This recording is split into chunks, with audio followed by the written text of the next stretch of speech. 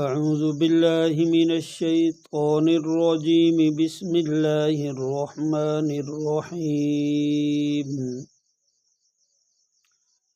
يا بني إسرائيل اذكروا نعمتي التي أنعمت عليكم وأني فضلتكم على العالمين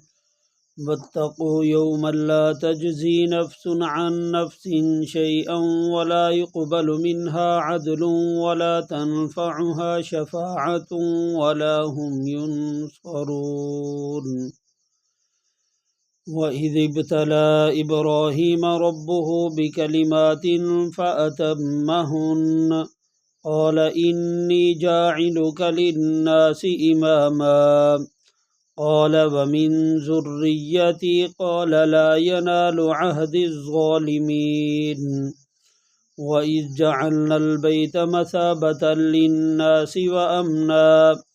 واتخذوا من مقام إبراهيم مصلى وعهدنا إلى إبراهيم وإسماعيل أن طهرا بيتي للطائفين والعاكفين والركع السجود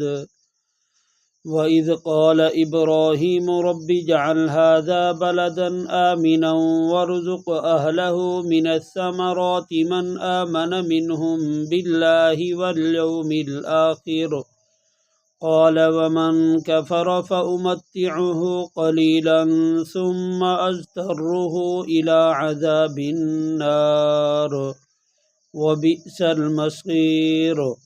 وإذ يرفع إبراهيم القواعد من البيت وإسماعيل ربنا تقبل منا إنك أنت السميع العليم ربنا واجعلنا مسلمين لك ومن ذريتنا أمة مسلمة لك وأرنا مناسكنا وتب علينا إنك أنت التواب الرحيم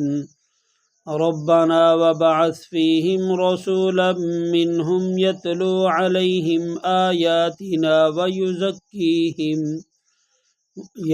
عليهم آياتنا ويعلمهم الكتاب والحكمة ويزكيهم إنك أنت العزيز الحكيم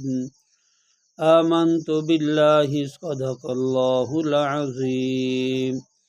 سامعین حضرات، آج ہم نے پارہ نمبر 1 اور رکوع نمبر